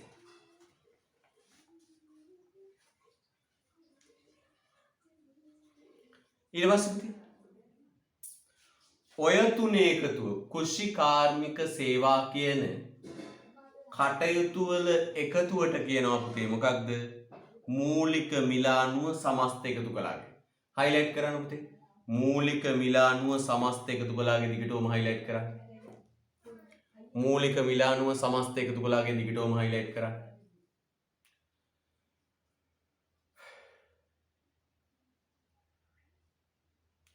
මූලික මිල අනුව සමස්ත එකතු කළාගේ දිගටම highlight කරන්න.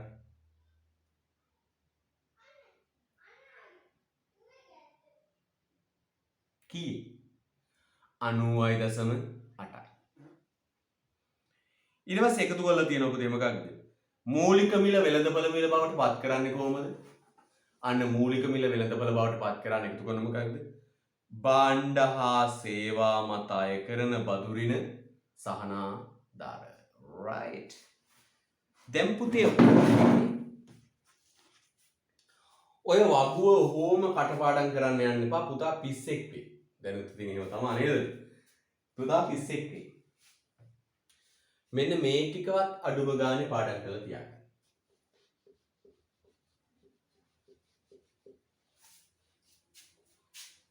කෘෂි කීයද? කාර්මික කීයද? සේවා කීයද? භාණ්ඩ හා සේවා මත සුද්ධ බදු කීයද? මේ ටික අඩුම ගන්න බලන්න. කෘෂි කීයද? කර්මාන්ත කීයද? සේවා කීයද?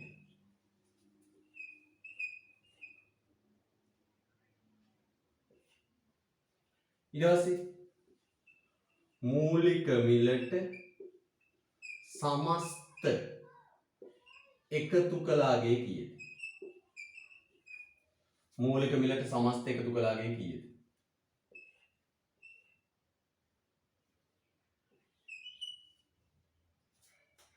භාණ්ඩ සේවා මත සුද්ධ බදු කීයද? සේවා මත සුද්ධ බදු කීයද?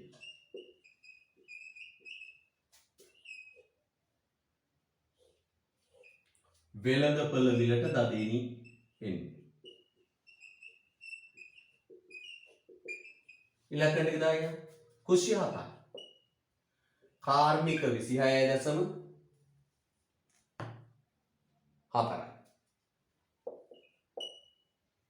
සේවා 57.4යි. එකතු වෙනවා පුතේ 90.8යි. 9.2යි. අඩුම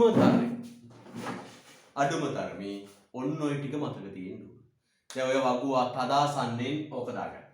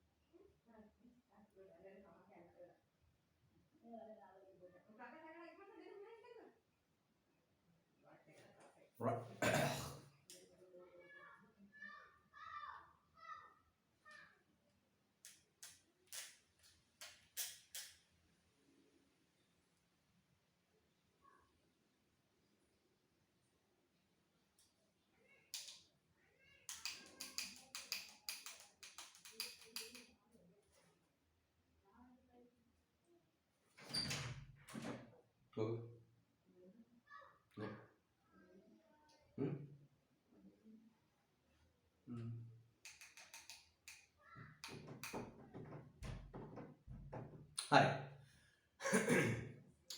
ඊළඟ අවස්ථේ නම් මේක මතක තියාගන්න මොකද්ද? කුෂි 7යි 2019 කියලා දාන්න පුතේ රතු පෑනෙන්න. 2019 කියලා දාගන්න රතු පෑනෙන් මතක තියාගන්න 2019 figures.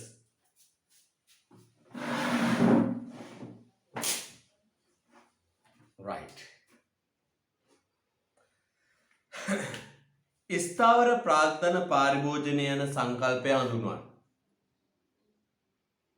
ස්ථාවර ප්‍රාග්ධන පාරිභෝජනය යන සංකල්පය හඳුන්වනවා. මෙම සංකල්පයේ ප්‍රායෝගික වැදගත්කම කුමක්ද? පුතේ මේකේ කතාව. අර මේ ප්‍රාග්ධන වත්කම් නිෂ්පාදනයට යොදා ගැනීම නිසා ගෙවී යාමකට ෂය වීමකට ලක් වෙනවා. අන්න ඒකට අපි කියනවා ස්ථාවර ප්‍රාග්ධන පරිභෝජනය. පාවිච්චි කිරීම. අන්න එන අපි කියනවා ප්‍රාග්ධනවත්කම් දීර්ඝ කාලයක් නිෂ්පාදනයට යොදා ගන්න පුළුවන්. එම ප්‍රාග්ධනවත්කම් දීර්ඝ කාලයක් නිෂ්පාදනයට යොදා ගනිද්දී ඒවා ගෙවී යාමකට ලක් වෙනවා. අන්න ඒකට කියනවා ආර්ථික විද්‍යාවේ ස්ථාවර ප්‍රාග්ධන පාරිභෝජනය. right යන පිටින්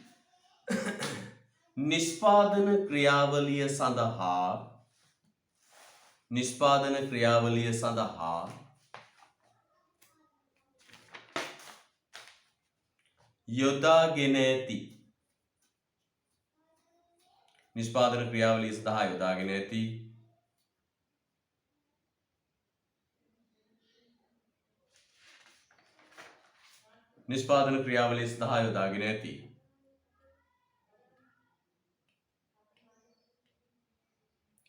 ප්‍රාග්ධන භාණ්ඩවල ආයු කාලය. නිෂ්පාදන ක්‍රියාවලිය සඳහා යොදාගෙන ඇති ප්‍රාග්ධන භාණ්ඩවල ආයු කාලය. නිෂ්පාදන ක්‍රියාවලිය සඳහා යොදාගෙන ඇති ප්‍රාග්ධන භාණ්ඩවල ආයු කාලය.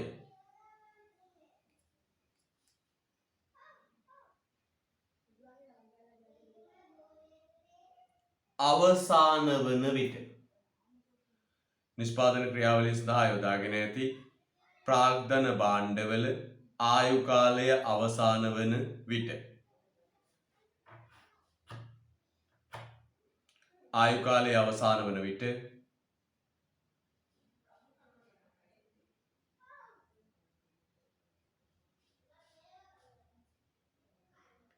ඒවා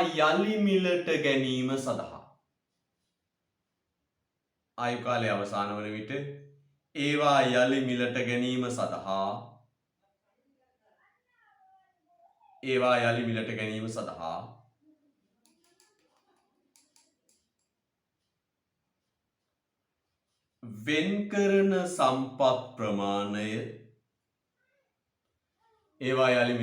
සඳහා වෙන්කරන සම්පත් ප්‍රමාණය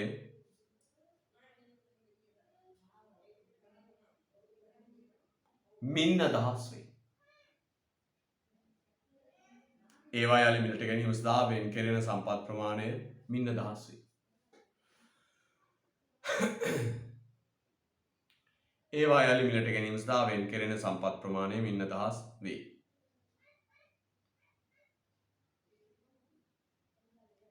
හරිද? right.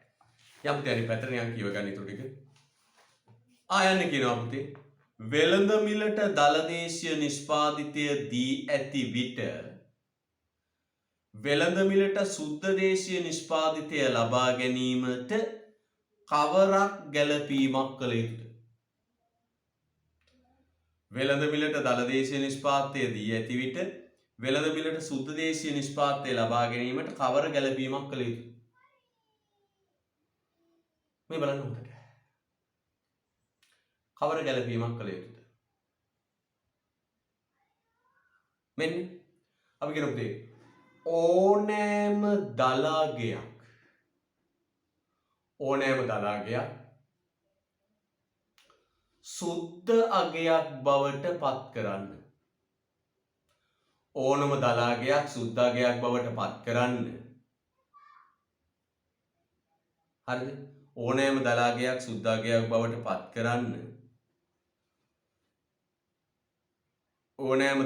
සුද්ධ අගයක් බවට පත් කරන්න. අපි කරන්නේ මොකක්ද?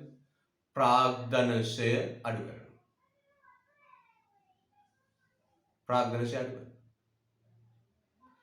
ඕනෑම දලාගයක් සුද්ධ අගයක් බවට පත් කරන්නේ මොකද්ද? ෂය අඩු කරනවා.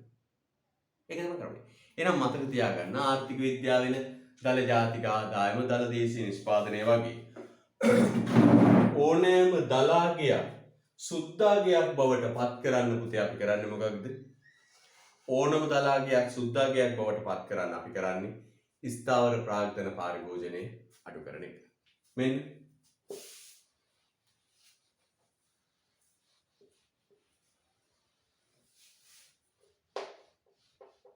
යා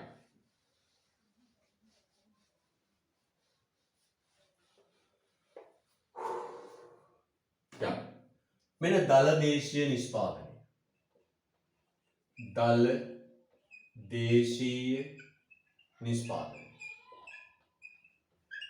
අඩු කරනවා පුතේ ස්ථාවර ප්‍රාග්ධන පාරිභෝජනය. අඩු කළා වෙනවා පුතේ මොකක්ද? සුද්ධ දේශීය නිෂ්පාදනය. සුද්ධ දේශීය නිෂ්පාදනය. හොඳයි. ලස්සන සූත්‍රය.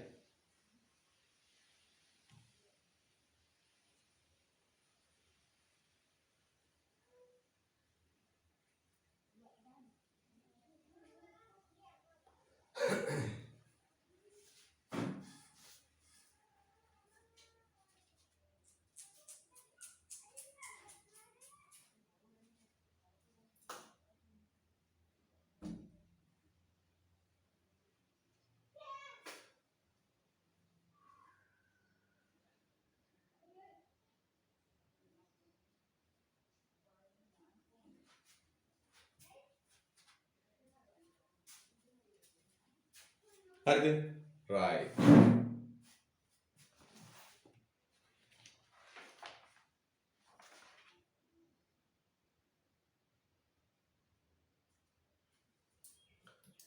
යන් ඊළඟ ප්‍රශ්න. අංක 15.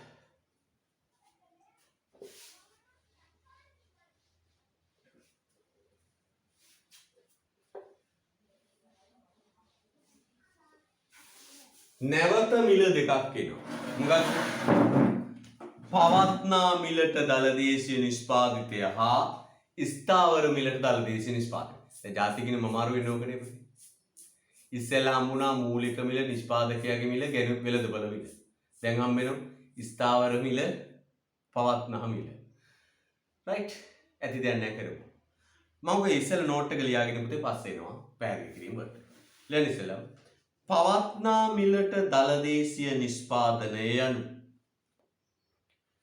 පවත්නා මිලට දල දේශීය නිෂ්පාදිතය යනු පවත්නා මිලට දල දේශීය නිෂ්පාදිතය යනු පවත්නා මිලට දල දේශීය නිෂ්පාදිතය යනු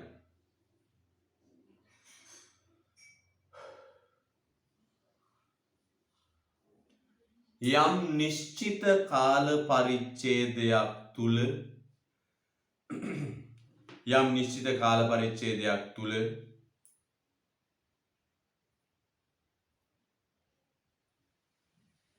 යම් නිශ්චිත කාල පරිච්ඡේදයක් තුල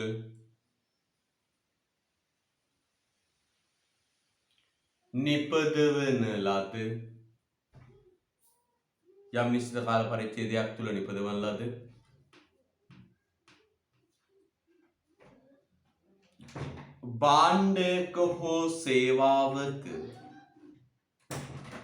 භාණ්ඩයක හෝ සේවාවක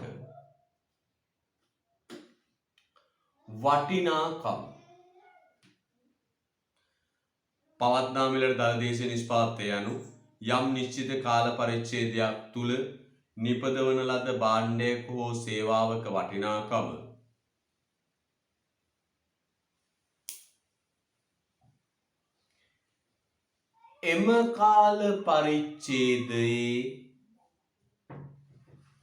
එම කාල පරිච්ඡේදයේ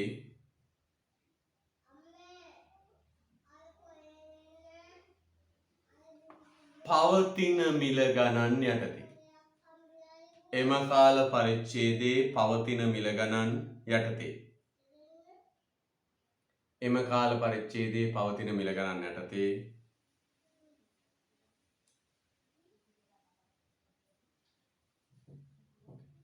තක්සේරු කිරීමෙන් ලැබෙන වටිනාකම. එම කාල පරිච්ඡේදයේ පවතින මිල ගණන් යටතේ තක්සේරු කිරීමෙන් ලැබෙන වටිනාකමයි. වටිනාකම. මම ආයෙ කියන්නම් පුතේ. පවත්නා මිලට දලදේශ නිෂ්පාදනය යනු යම් කිසි කාල පරිච්ඡේදයක් තුල නිපදවන ලද භාණ්ඩයක හෝ සේවාවක වටිනාකම එම කාල පරිච්ඡේදයේ පවතින මිල ගණන් යටතේ තක්සේරු කිරීමෙන් ලැබෙන වටිනාකම.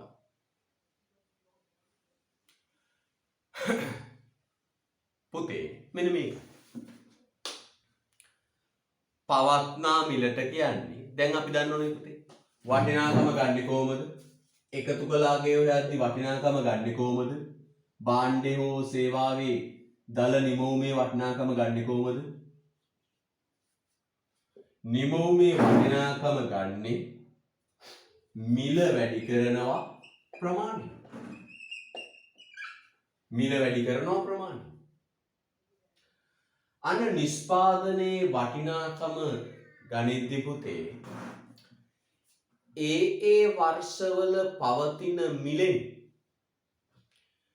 ප්‍රමාණය වැඩි කළා වටිනාකම ගත්තොත් ඒකට කියනවා පවත්නා මිලට දලදේශ නිෂ්පාදනය කියලා. මොකක්ද ඒ කියන්නේ? නිෂ්පාදනයේ වටිනාකම ගන්නේ කොහොමද? මිල ප්‍රමාණයෙන් වැඩි කළානේ. මිල ප්‍රමාණයෙන් වැඩි කළා. ඒ මිල ප්‍රමාණයෙන් වැඩි කළා ගනිද්දි පුතේ මිල ප්‍රමාණයෙන් වැඩි කළා ගනිද්දි හරිද? ඒ වර්ෂයේ පවත්නා මිලේ මොන 2020 2020 මිල 100යි ප්‍රමාණය 500යි වටිනාකම 5000යි. වටිනාකම 50000. එහෙනම් පුතේ අන්න එහෙම ඒ වර්ෂයේ පවත්නා මිලෙන් වැඩි කළා නිෂ්පාදනයේ වටිනාකම ගත්තොත් ඒකට කියනවා පවත්නා මිලට නිෂ්පාදනයේ වටිනාකම. 2020 ප්‍රමාණය වැඩි කරනවා 2020 මිල. කර්මාන්තශාලාවට යනවා ප්‍රමාණය කීයද? ඒ කර්මාන්තශාලාවේ කියන ප්‍රමාණය වැඩි කරනවා 2020 මිල. හරිද? එහෙම ඒ අවුරුදු වල මිලෙන් වැඩි කළා ප්‍රමාණය ගත්තම ඒකට කියනවා පවත්නා මිලට දලදේශීය නිෂ්පාදනය. මොකද කියන්නේ? පවත්නා මිලට දලදේශීය නිෂ්පාදනය. 2020 නිෂ්පාදනය ප්‍රමාණය වැඩි කරනවා 2020 මිලෙන්.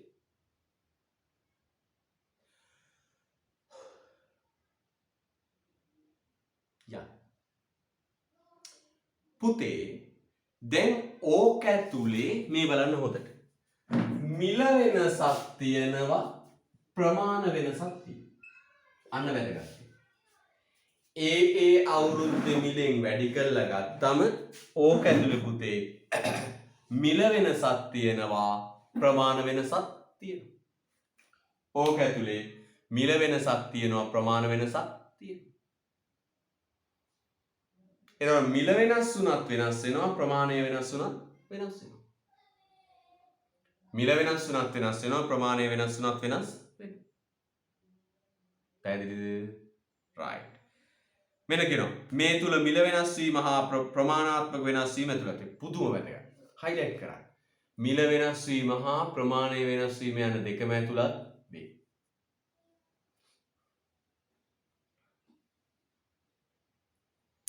මිල වෙනස් වීම හා ප්‍රමාණය වෙනස් වීම යන දෙකම ඇතුළත් වේ.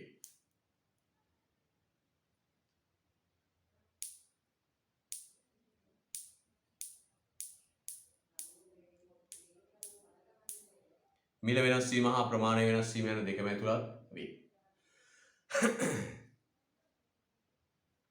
මිල වෙනස් වීම හා ප්‍රමාණය වෙනස් වීම යන දෙකම ඇතුළත් වේ. හරි.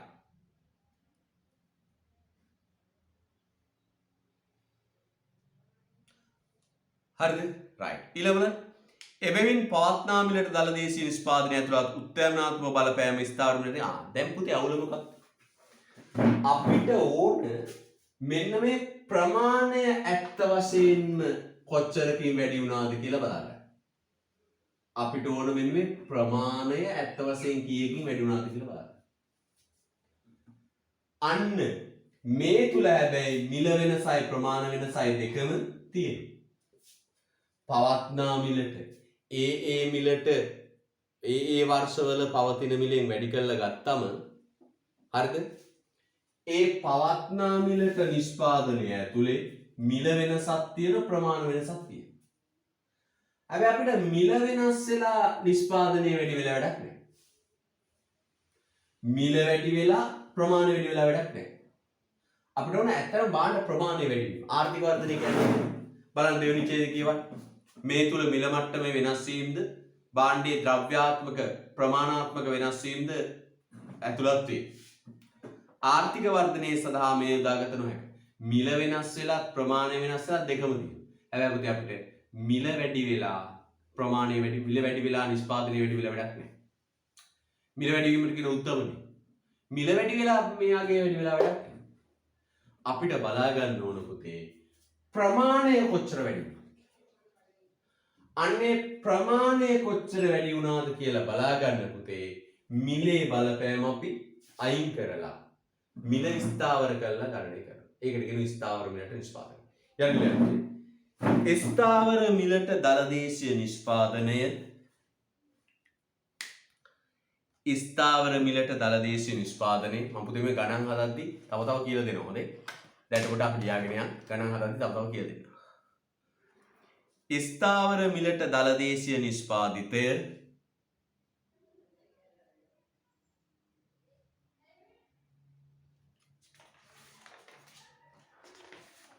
ස්ථාවර මිලට දලදේශීය නිෂ්පාදිතය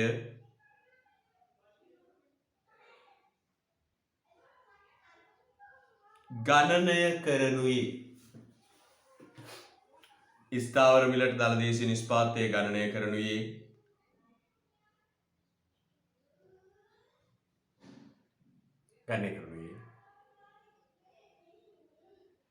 ස්ථාවර මිලට දලදේශීය නිෂ්පාදිතය ගණනය කරනුයේ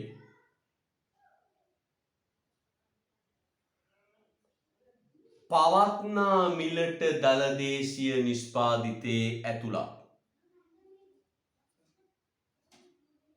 පවත්නා මිලට දලදේශීය නිෂ්පාදිතයේ ඇතුළත්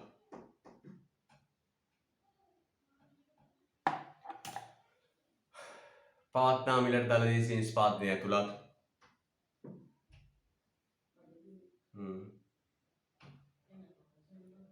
මිල මට්ටමේ වෙනස් වීම ස්ථාවර මිලට දලදේශීය නිෂ්පාදනය ගණනය කරුණේ පවත්නා මිලට දලදේශීය නිෂ්පාදනයේ ඇතුළත් මිල මට්ටමේ වෙනස් වීම ඉවත් කිරීම මගින්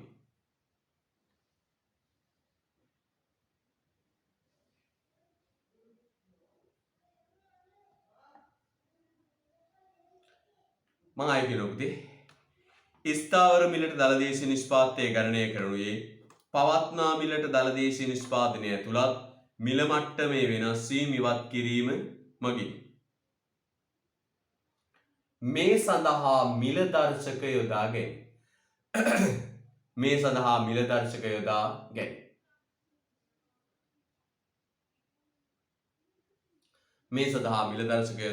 ගැනීම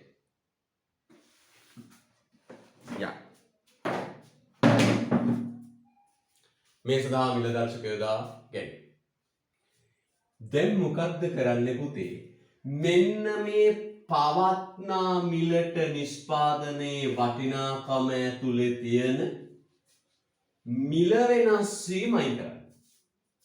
මොකද පවත්නා මිලට නිෂ්පාදනයේ වටිනාකම ඇතුලේ තියෙන මිල වෙනස් වීම අයින් කරන්න.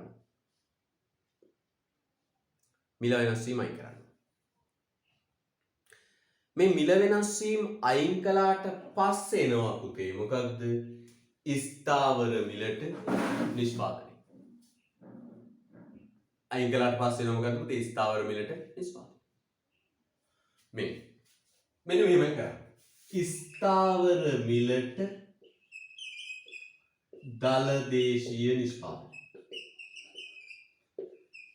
ස්ථාවර මිලට දල දේශීය නිෂ්පාදනය.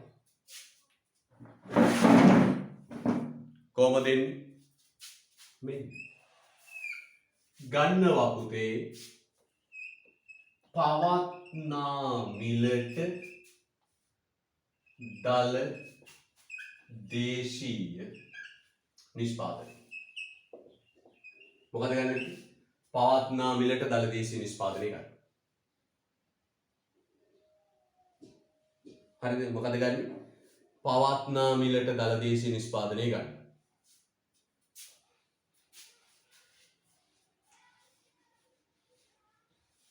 මොකද ගන්න වෙන්නේ? පවත්නා මිලට දල දේශීය නිෂ්පාදනය ගන්න. දදේනි ගන්න.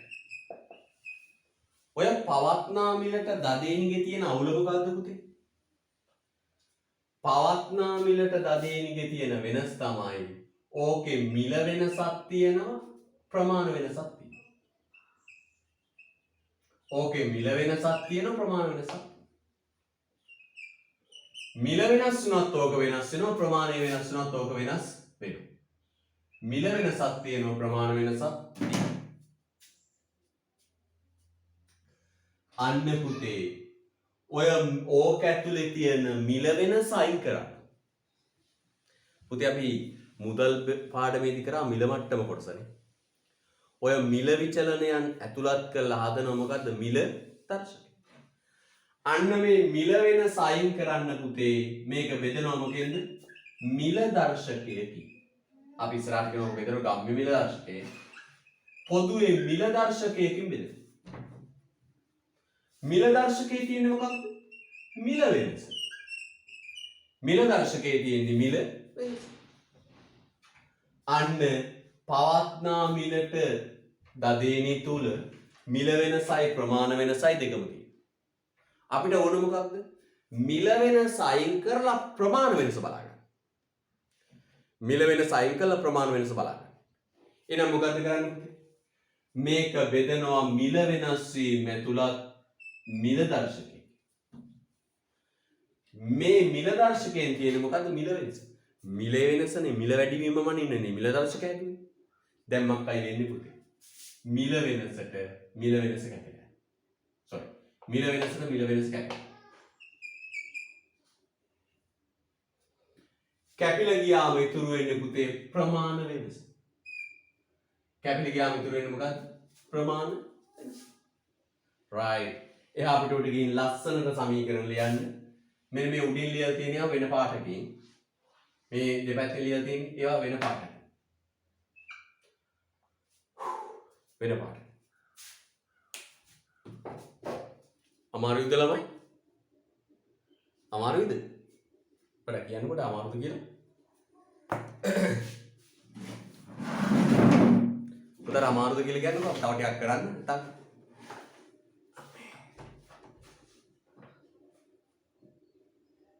අමාරුද ඉන්ටර්වල් එකක් දෙන්නද බඩ කිනේද මොකක්ද තත්ත්වේ?